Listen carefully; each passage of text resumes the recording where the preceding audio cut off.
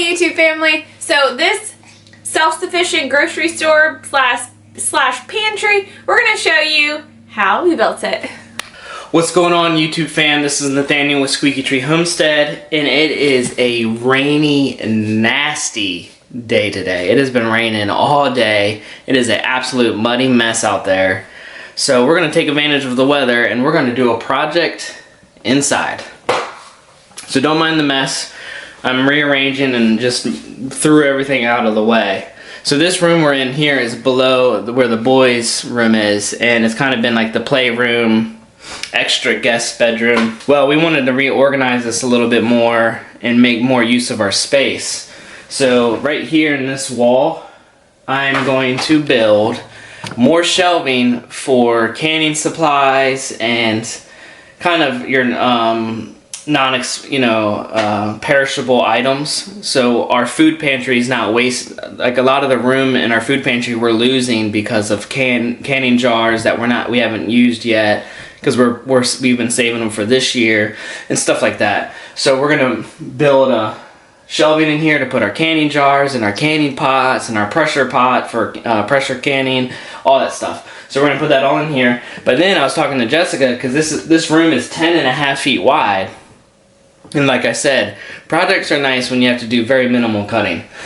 So what if I told her, I said, what if we just made shelving 8 feet wide, right? 8 feet wide, so we don't have to really cut much.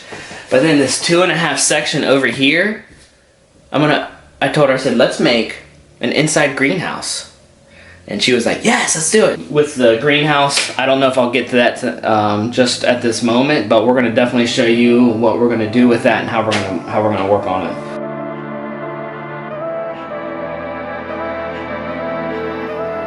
Okay, if you've never done a project before in building, and this is not a how-to on this, but just food for thought when you're building anything inside or even really outside. Always take multiple measurements in different locations.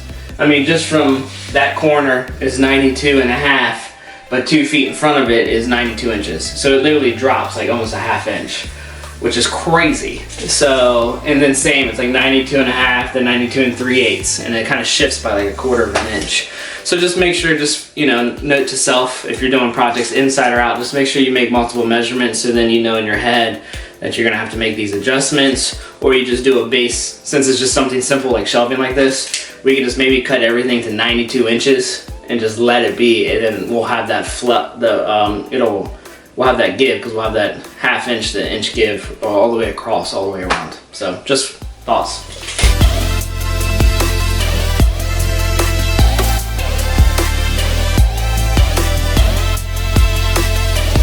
I'm trying to figure out how high I want to make my shelving. So that's why you saw me, I was measuring the pot. I just measured some more pots and other items in our pantry to try to get like a good average. So if we have basically a 92-inch height ceiling, I'm trying to find a decent average and of how many shelves I could get.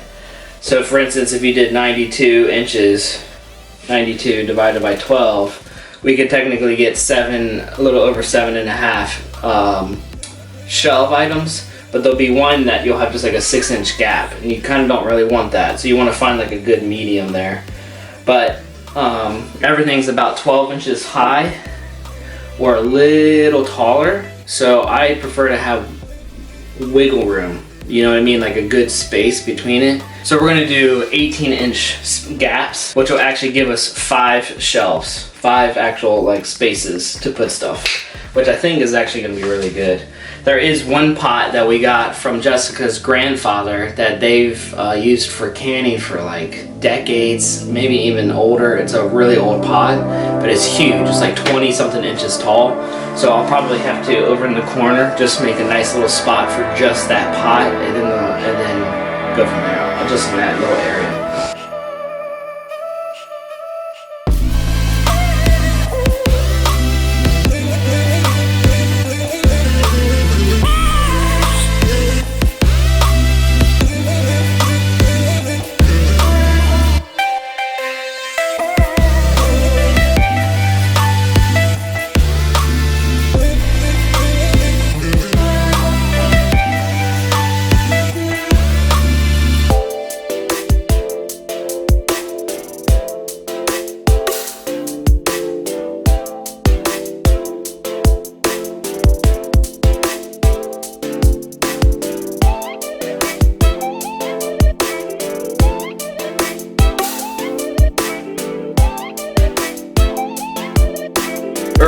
saw me working and starting the frame of this, and even like the first shelf.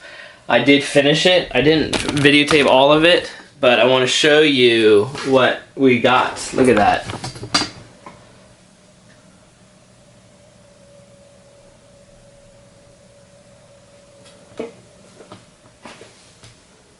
I have 4 posts, right? And then on the back wall there, right here, see that piece right there?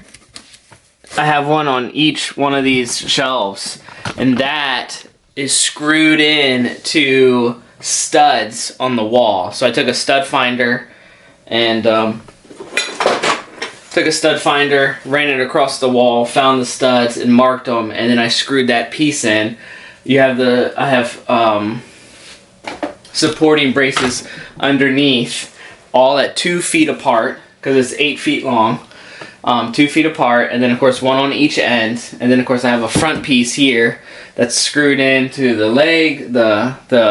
legs, and then of course screwed in onto each other. And then what I did for each shelf is it has 5 pieces. 1, 2, 3, 4, 5. And I have them at 2-inch gaps, and then this little piece here is about 1.25 inch gap, and that's it. So what we did down here is, remember, I think I mentioned earlier that a few of our pots are really big, so I ended up doing a bigger area with just no shelf that we can slide our pots under for canning and pressure cooking and all that. And then this little section here, as you can see, it's about 22 inches, 23 inches, something like that is the gap here. This little section right here, that little section right there, I'm going to make a greenhouse. And I'm not going to do it right now. It'll probably be in a little different video. But I'm going to really show you how I build it, how I wrap it, and there's an outlet right there and another outlet over there in the wall for all the indoor lighting. Because we were talking how it'd be really nice, like during the winter, especially like January time frame, February, we could start seeds a lot earlier, then move them to that DIY greenhouse that I did up on the deck. Wanted to show you this. Super easy, guys. It's just, I try to keep things very straightforward for myself. I could get more complicated in notching the wood and stuff like that, but it's not really necessary. It's just a shelf to hold jars and pots and stuff like that. But yeah, that's it. So if you have any questions and you want to see, and you would like more of a detailed breakdown or anything like that, please comment below and let us know. That'd be fantastic. Well, that's it. Oh man, look at that. Oh, that's cool. Dad, can we part it? Oh. Well, sorry. This section here could be all their toys. Yeah. Okay.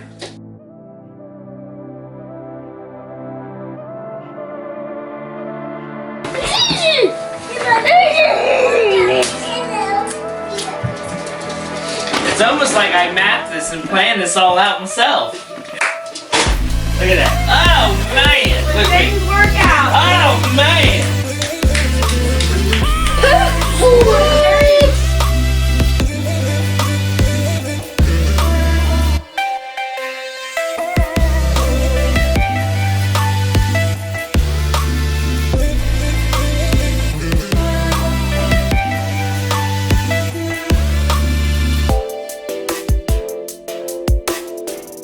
Okay, hey guys, YouTube fam, we were cleaning up our basement. It's very dirty, but all that stuff was in this tank. And guess what we're putting in this tank? Do one guess out: lizard, turtle, or sea turtle? It's a sea turtle. And we need to get all the sand out and clean this thing out, but guys, and we're gonna be taking care of him. Okay. And we're gonna get one. Yeah, one sea turtle. That's all we're gonna need. Play video games. probably making my mom really nervous right now. Alright guys, I'm going to take you from the bottom to the top. Down here, this is also the boys' playroom. So we have their toys nicely organized right there. This is Chloe, our big dog. That's her crate that she sleeps in at night. She's only 1 year old, so she still needs to be in a crate. This right here, oh man, you guys, this is a pot from my great-grandparents that they used to make sauce in. So that is something really special to me. This right here, this is some what you call store-bought diapers, which I don't use. It's emergency, traveling, things like that. I use cloth diapers majority of the time, but this is emergency backup in case we need it. Over here we have these little jars. I like to put little like sampler things in it, like caramel or herbs, dried herbs, and I give it out to people so they can test and try little treats we have. These right here are baby food jars. My girl Stacy got them for me for when I had Opal, and so I make all my own baby food from the stuff out of our garden. So I have these little jars with these easy lids. This right here is a box of rings and lids, bunch of them for all of our other jars. Now this part of our pantry slash grocery store is our extension. So this doesn't actually have food on it yet. Our other pantry has all of our jarred food, our vacuum seal products. My goodness, hello. Are you making noises?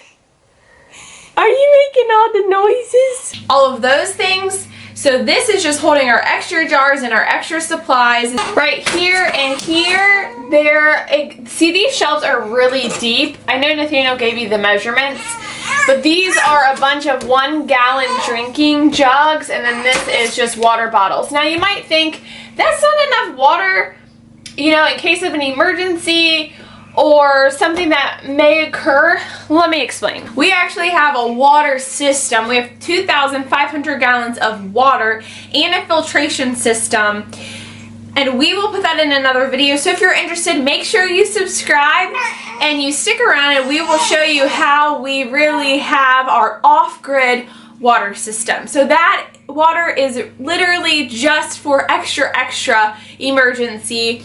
And I didn't just buy all of that. I buy 1 gallon of water per grocery visit every couple months, and you have a little stack pile. Here on this shelf, we have our wide mouth jars. Let's see how they go way back. Over here we have our regular mouth jars. Now all of these can be in the pressure canner. These cannot, but they can be vacuum sealed or oven canned. Alright, so we have a smaller supply of those. Then all of these are our gallon jars. Now you might ask yourselves, why do they have such big jars? So our cow is going to have a baby in June. And so once she has her baby, we're going to be milking her, and that milk is going to be filtered and put in gallon jars. So instead of having grocery gallon or at the grocery store where you get the plastic gallons, we will no longer have those. We will have these glass gallons for our own milk, and we will store it into the refrigerator. Also, some of our friends have showed interest at trying our cow's milk. So what we will do is this will be a way for us to give them a gallon of fresh milk as well. Up on the tippity top shelf, you can't see how deep it goes, but it goes just as deep as the other shelves. We have extra medicine and Band-Aids, paper towels and toilet paper, hand sanitizer, Neosporin, bags, soap, dish soap, dishwasher detergent, laundry detergent, things like that you know you just want to have extras of. That right there, that pot is where we water bath can. That's our pressure canner that my parents got us. All right there is our vacuum sealing equipment. Behind this big pot, we have another box, which is, I don't think you can It's very high. I don't know if you can see it. Okay, I threw the camera up there. I don't know if you can see it. Maybe you did. That is actually a hand crank. You don't need electricity. That's how we make our sauce, and we take all the peels and the cores out, which we will go into that when we harvest our tomatoes. You will see how we do that. We do it all off grid. This right here is just our picnic basket. We love to go on picnics. I'll probably put our little picnic blanket right in front of it, so that way we can easily get to it when the weather is nice. Our goal is that come early fall, these shelves will be filled with beautiful colored jars of all of the things that we have grown in our garden. Now, some of you guys might be wondering, what in the world is the purpose of this? I love the idea of living off of our own land. Little house on the prairie, that's my goal. Man, if I could wear those dresses, but really though, we want to be able to shop from our basement. We call it the grocery store, this and our other pantry where our food actually is. We tell the boys, go ahead, go down to the grocery store. So as you continue to watch us, and you'll hear us refer to it as the grocery store, our kids refer to it as the grocery store, and we come down here and we shop for our meals. And eventually I want to be able to produce basically all of our food as much as possible. End this out, end this out. Okay. God bless one of you.